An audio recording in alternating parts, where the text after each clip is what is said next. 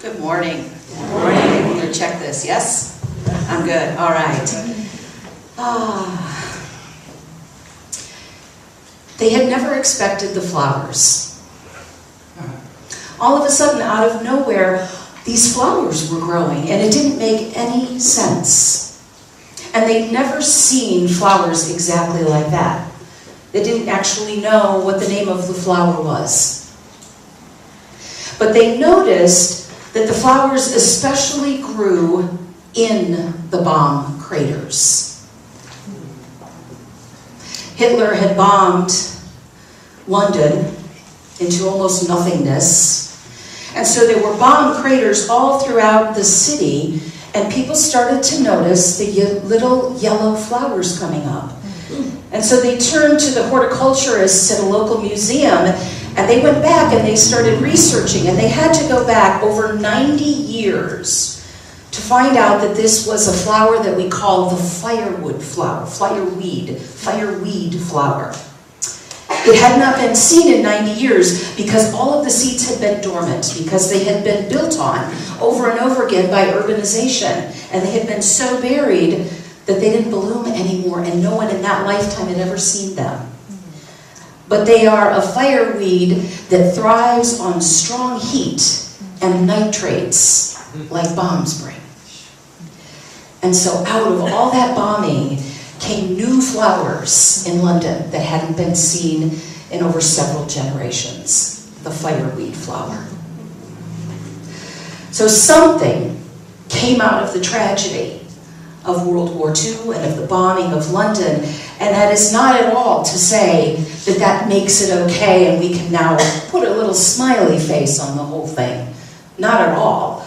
As a matter of fact, when I was doing more research on this last night, I found myself down one of those, rabbit holes on the internet that we all end up in.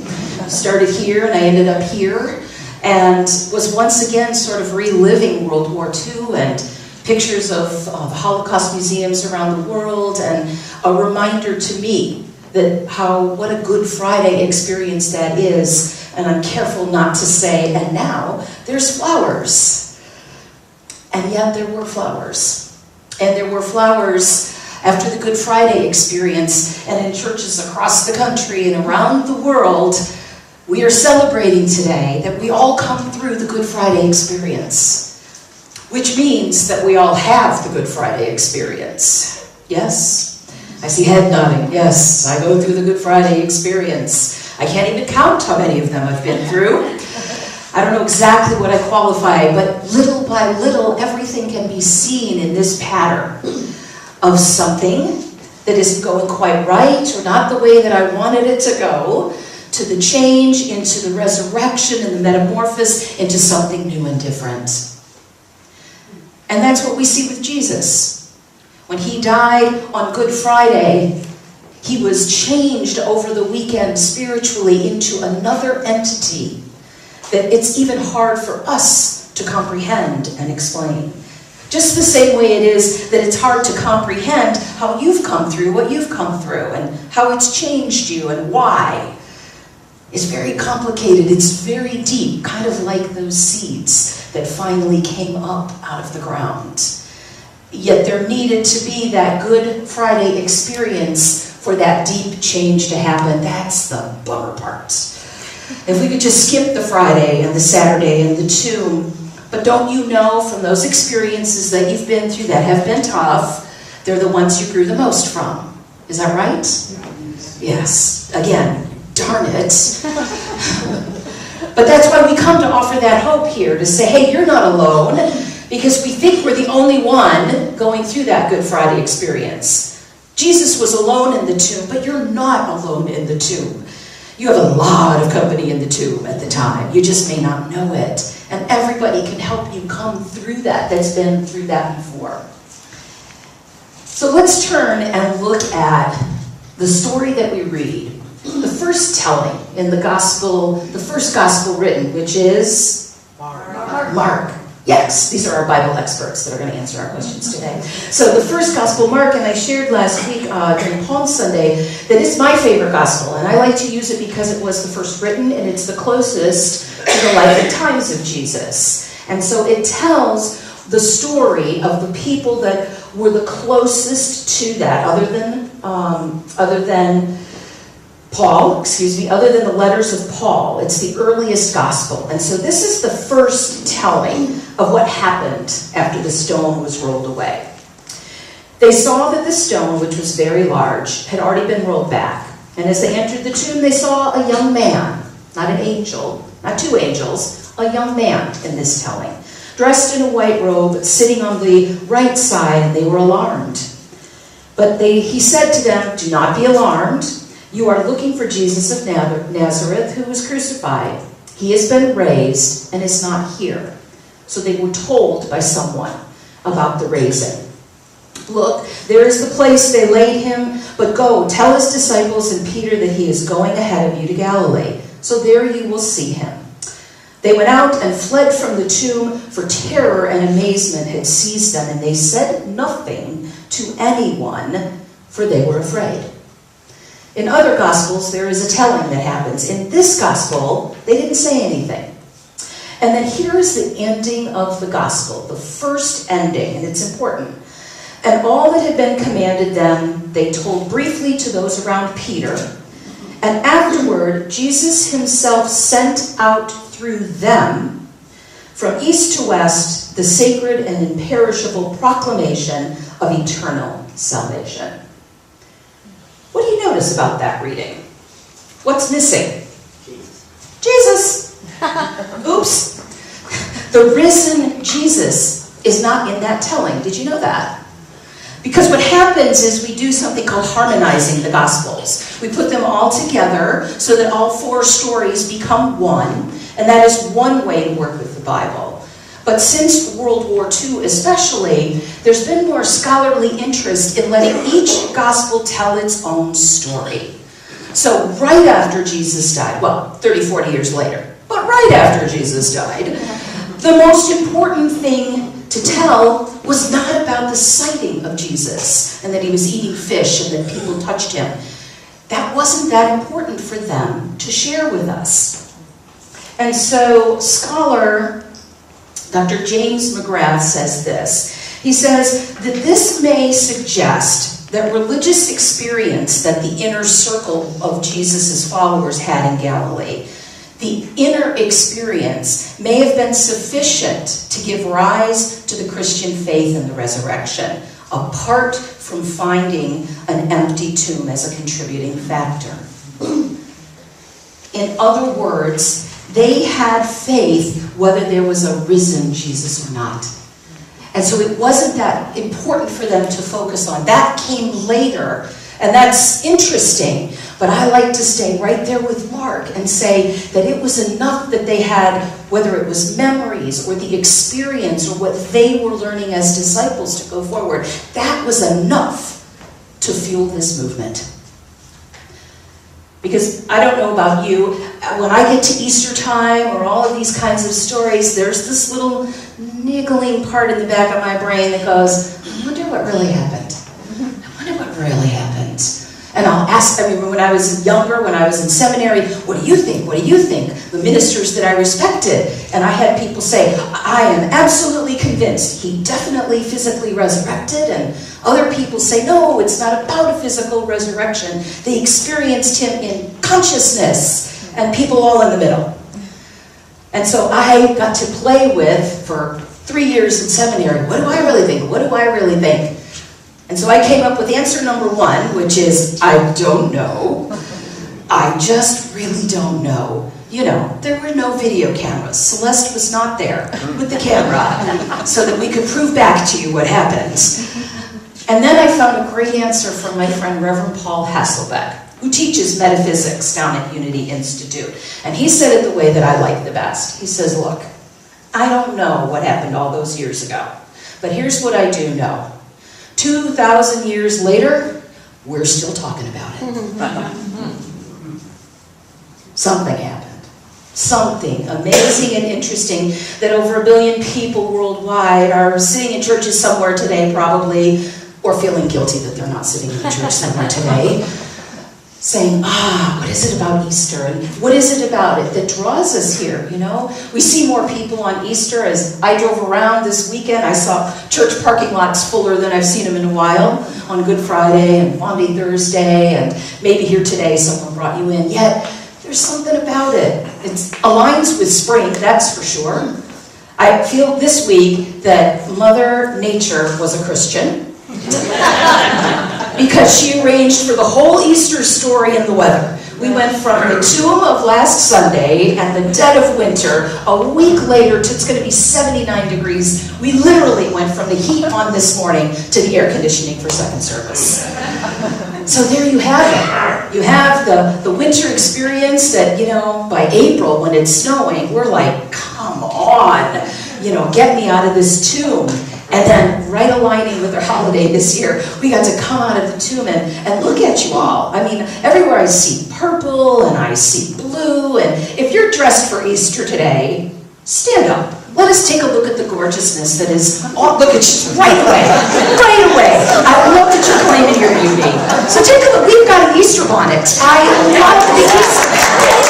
Yay! And, okay, now, men with floral and pastels. I want to see, come on, I know you're not standing. Check out this top. Yeah! Check out this top. Men can wear floral.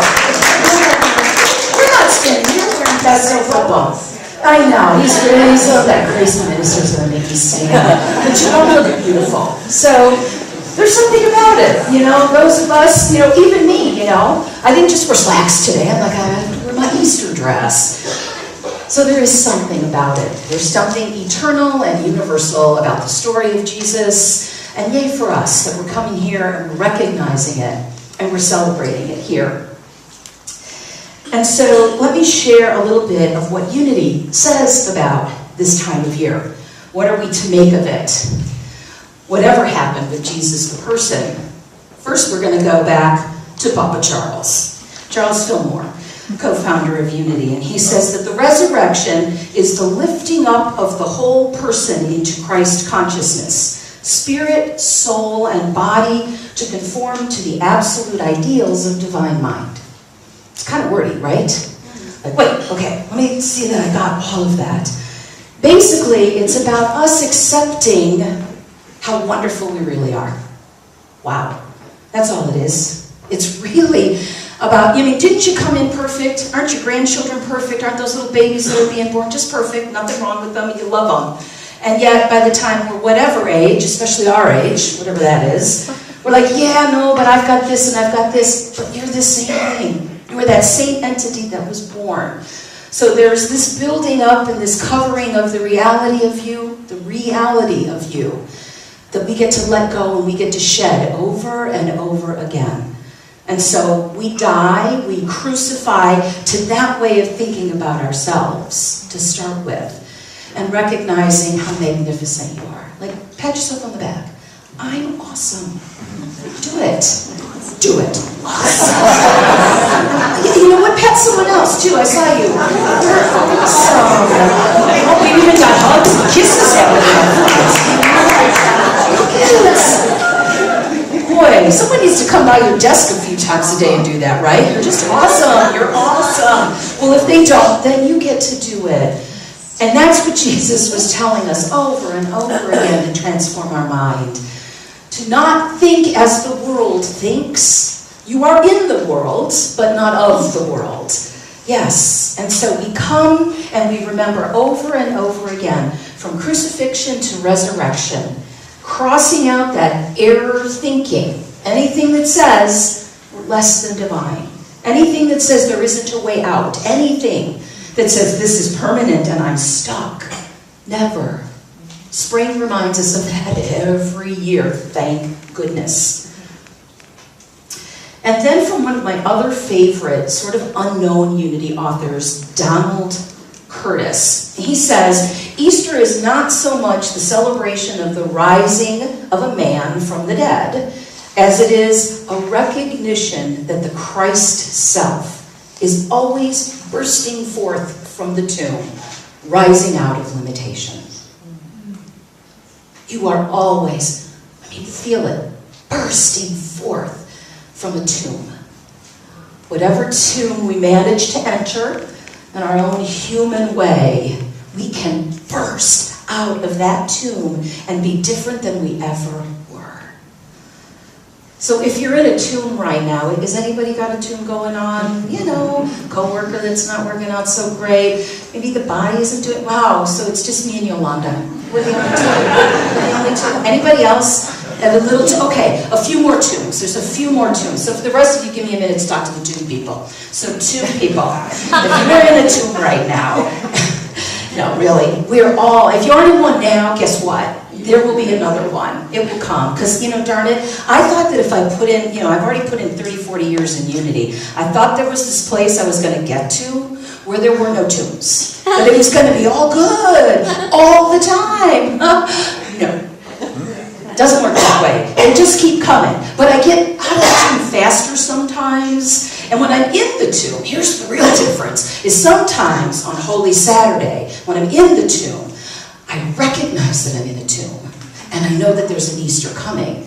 So I can do the work that I need to do on Saturday to be ready for Sunday. And it makes it maybe sometimes a little less painful.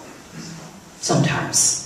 That's the great hope for me, to know that and to keep that in mind. Woof, man, that's transformation. Hey, I can look at myself as an outside observer. I'm just in a tomb right now. This too shall pass, and all of those things. And then I look to a couple of scholars that I really like. Marcus Borg and John Dominic Crossan. Many of you have heard of them before? Okay, Leo's heard of them. Awesome. Anybody else? No. Okay, well, let me introduce you to two people that you really might want to look into. They are very unity-friendly. So, Marcus Borg and John Dominic Crossan. And this book is called The Last Week. And it is a wonderful way to explore this from a scholarly and spiritual perspective. They put them both together, which is really what I like. And they suggest many things, but one of the things they suggest is, what if we looked at Easter like a parable? That's how Jesus taught. In his life, his whole life could be seen as a parable. Some of his greatest messages came to us through the parables. Who knows a parable? What's one of the parables? Water to wine. Say it again. Water to wine. Water to wine. Sower and the seed. The sower and the seeds. The good. What's that? Prodigal son. The good Samaritan. And the point is that we don't know if those people existed. Does it matter to you whether there was really a guy out in the field with some seeds? Or do you get the message of the story anyway? Whether there was the guy or not. But do we spend much time talking about was there a guy or wasn't there a guy? We really don't. So we can do the same thing, believe it or not, with the resurrection. With anything that we read in the Bible. So John Dominic Crossan and Marcus Borg say, when we see these stories as parable, the model for this understanding is the parable of Jesus himself. Christians agree the meaning of his parables are not dependent on when they are historically factual.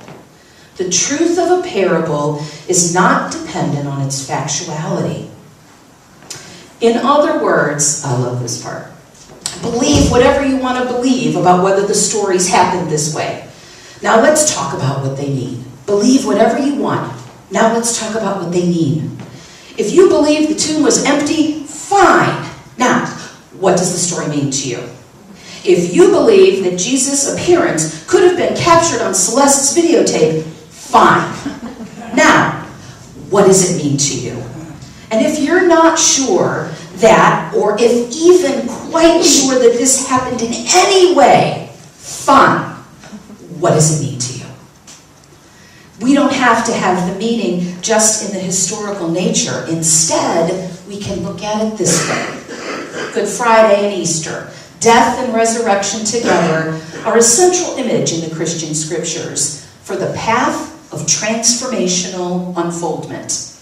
The path involves dying to an old way of being and being reborn into a new way of being. Good Friday and Easter are about this path. They are about the path of dying and rising and of being born again. Wait a minute, was that Charles Fillmore? It sounded a lot like Charles Fillmore, but it isn't. These are New Testament scholars Saying what Charles Fillmore said way back in the 1800s. Charles and Myrtle said, it's about your story. It's about your story. And in this poem called Roll Away the Stone, I really feel it. On this Easter Sunday, let us roll away the stone. The stone that stifles the divine spark within us, that keeps us from being our true selves. Let us liberate ourselves from the tombs that we have built around us. Tombs of greed, tombs of selfishness, tombs of fear, tombs of hurt and bitterness. Let us set our spirits free to live to our true potential. Roll away the stone. So whatever that stone is, today we get to roll it away. And symbolically, you get to do that by putting whatever energy you might have about that to be transformed into the flower that you have with you today. Does anyone need a flower? Did everyone got one? Michael needs a flower over here. Oh, look it, someone's already offering an extra flower. We're such a generous community. We are going to continue creating, because the first service got us started, we're going to create our living wreath here with your flowers. So as you look at this, just picture every one of these is someone from first service. Isn't that neat? This represents all your friends that came at 9 o'clock today. And then you will put yours there, and this will live outside. We're going to hang it outside, and hopefully it'll last a week or two because we'll keep watering it. And so it is a symbol. It's a circle like the tomb that's been rolled away. And it is the circle that never ends. Our spirituality, our essence never stops. And it's a symbol of oneness, which is what we're all about here. So this symbols, rather than a cross, I like this circle. It's also the symbol that Unity uses right now. They have a circle for their logo. And the circle is just this beautiful image, and then each one of you is going to infuse your energy here. And so let this tomb go and resurrect and rise up into a new you. So in a moment, the ushers are going to come here and over here. They can actually come into place now. Since we have a lot of people, just give me a moment for logistics. You're going to come this way, and then you're going to go this way when you're done. So they're going to guide you out a row at a time. So everybody stay seated so you don't have to stand forever. How many ex-Catholics and ex-Episcopalians do we have? What does this remind you of? Communion. Okay, so help those around you understand what that means. And so we're going to have you come down a row at a time, and 2 of you are going to come up here where Teddy and I are at this. And then as you're done, be sure that you go out that way, or you're going to run right smack into some people. So I know it sounds simple, but it can get complicated. And so as you come down, you are going to be able to rise up and celebrate this happy day. And we have music, so that you can sing along to it if you would like. Many of you probably know the tune, which is going to start right now. There we go. So, as you get ready to come down, celebrate your happy day. Oh, happy day. Oh, happy day. Oh, happy day. Oh, happy day. When Jesus was. When Jesus was. When Jesus was. When Jesus was. When Jesus was. He won't put cares away. Oh, happy day. Oh, happy day. Oh, happy day. Oh, happy day. Oh, happy day. Oh, happy day. Oh, happy day. When Jesus was. When Jesus was. Oh, when he was. When Jesus was. When Jesus was. When Jesus was. Cares away. Oh, happy day. Oh, happy day. Oh, happy day. Oh, happy day.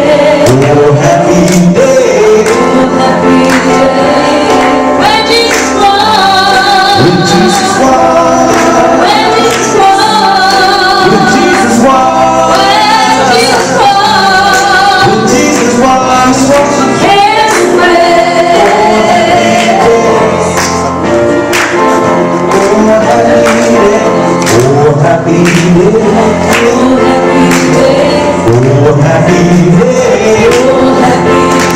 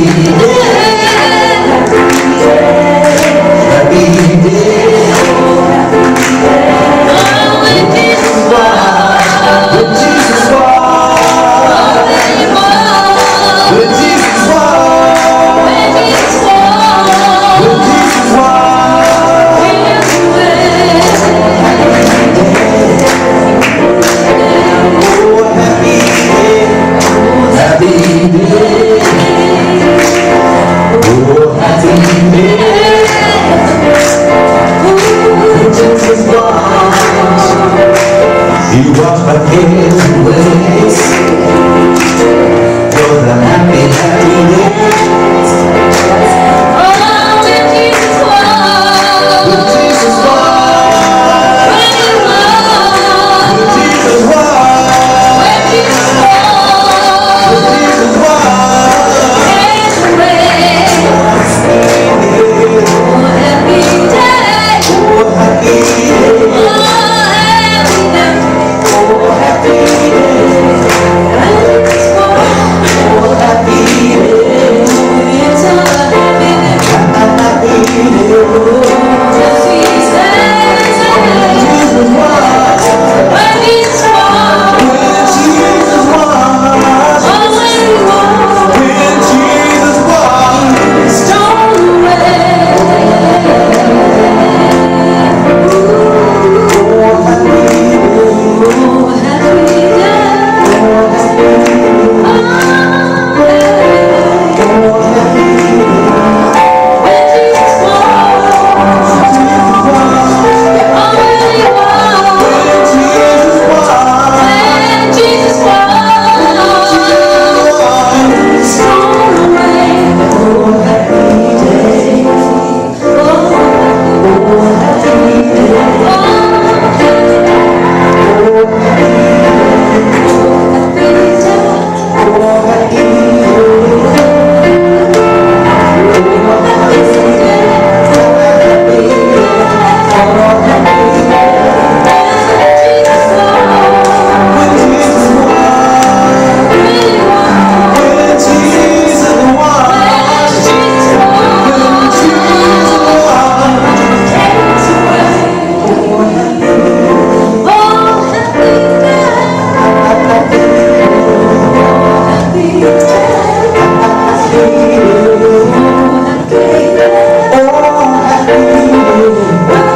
Jesus.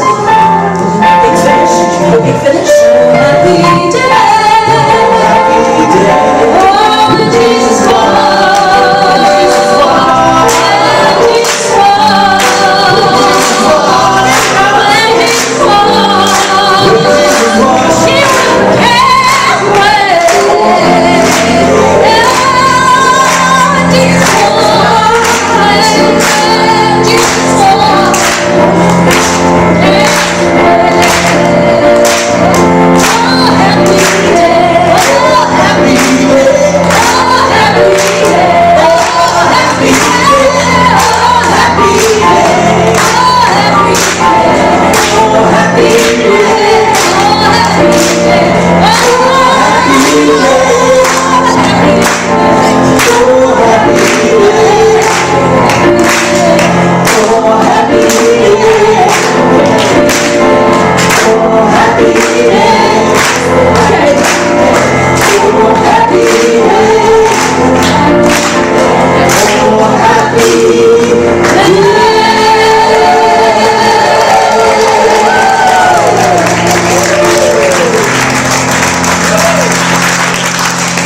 Resurrection Day. Ooh, got it. All right. Blessings to you. And now in that wonderful Easter energy, we have the opportunity to give back into this community that gives so much to us. So Easter energy infuses our love offering today as we take our tithes and our offerings into our hands. I have an Easter blessing that we'll say today. Today I rise up. Today I rise up. I bless this money with Easter energy. I bless this money with Easter energy. I receive the Easter energy. I receive the Easter energy. And I live the Easter energy. And I live the Easter energy. Amen. As we enter into this time of meditation, I invite you to gently close your eyes.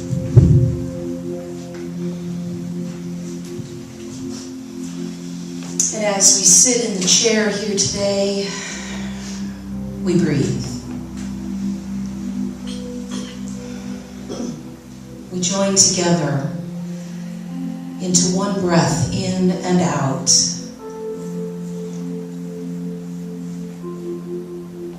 I now enter my sanctuary place of deep connection with the Spirit that is always here.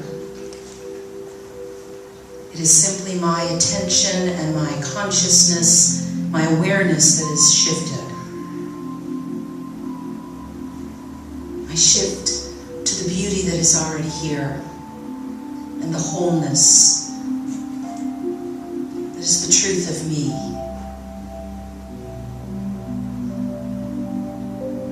I shift from the outer world, whatever may be heavy on my heart. I set it aside to come into the sanctuary.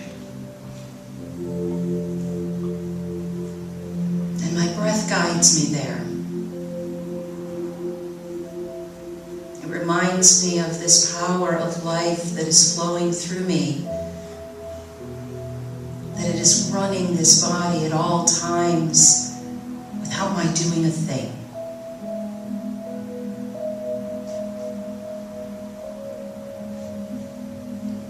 Spirit is running this life of mine. And as I align with that Spirit, I move forward with more ease and peace. And I practice that in this meditation. I practice letting go as many times as I need. I let go of the thoughts, the sensations, and I rest. I rest in this perfect place, surrounded by my community in the silence.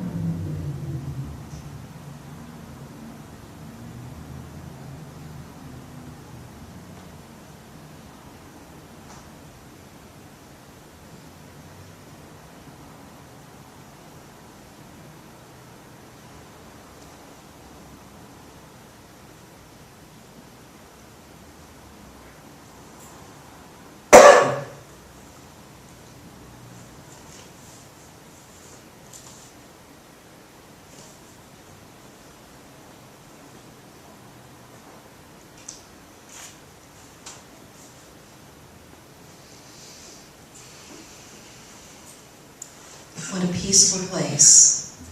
And what a place of strength and wisdom. I'm transformed each time I turn within when I remember. When I remember the love, the strength, the peace that is always here. And now we are all lifted up. We rise up as a community on this Easter Sunday, filled with light, to go out into the world and to be the light for those around us. And so it is.